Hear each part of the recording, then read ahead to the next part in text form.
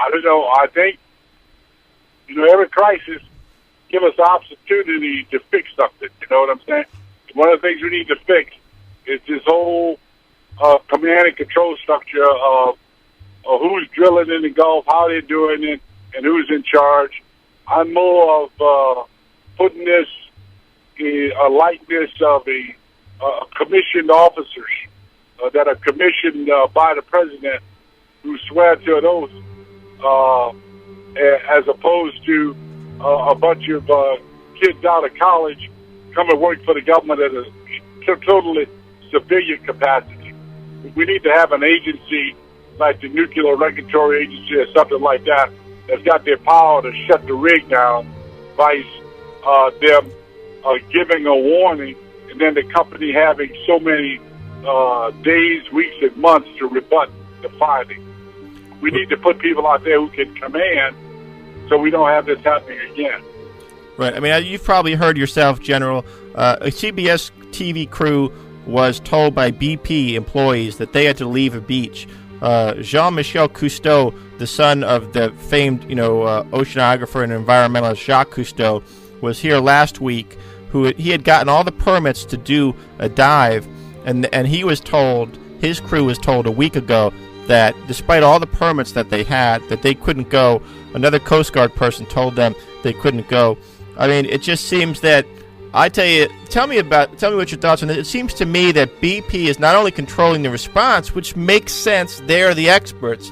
It makes sense to a point, but BP is controlling the message and the media, and Unified Command, in my opinion, sir, is just a tool for BP right now.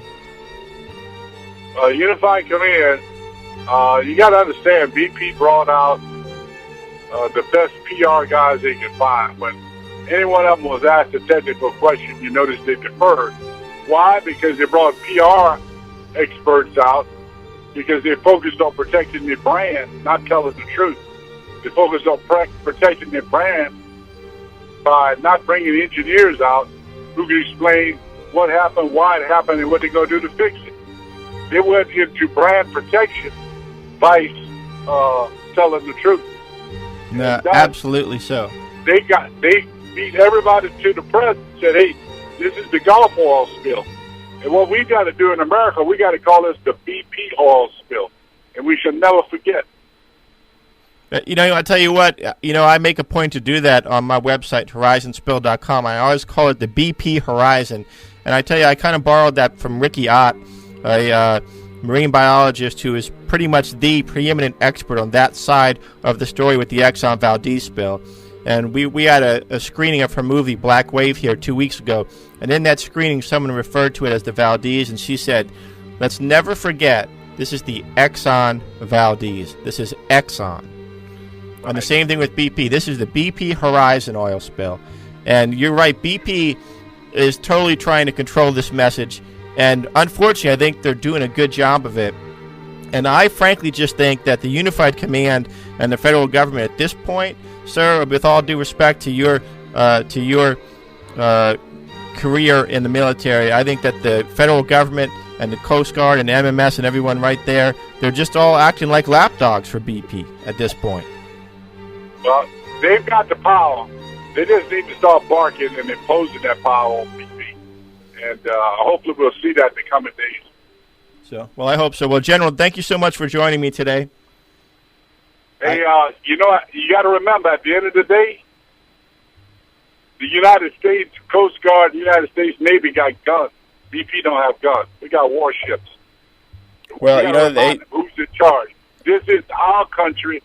This is our land, and we will not allow them to come in and destroy our land and treat us like some third world immigrants. We can't allow it to happen. I totally agree with you 100%. I referred to this to many people as a hostile takeover, and how BP has basically subrogated the power of the federal government. And unless President Obama and some of the other people in that cabinet decide to stand up, it's going to continue, and it's going to get worse. And I'm glad to know that I don't feel like a total lunatic for feeling that way. Thank you so much, General, for...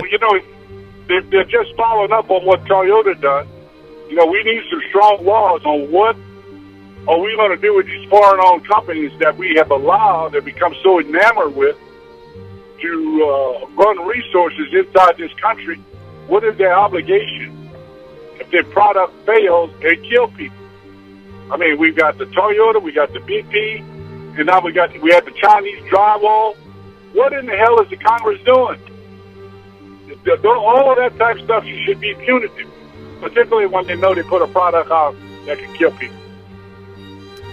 Well, I appreciate your opinions on that, certainly, and coming from someone, who has such a key role and a leadership role, which is important because I don't think there's much of that going on right now in Katrina. And Lieutenant General Honore, thank you so much for joining me today. I appreciate your time and your effort and your commitment to our country. Have a good day, sir. Thank you so much.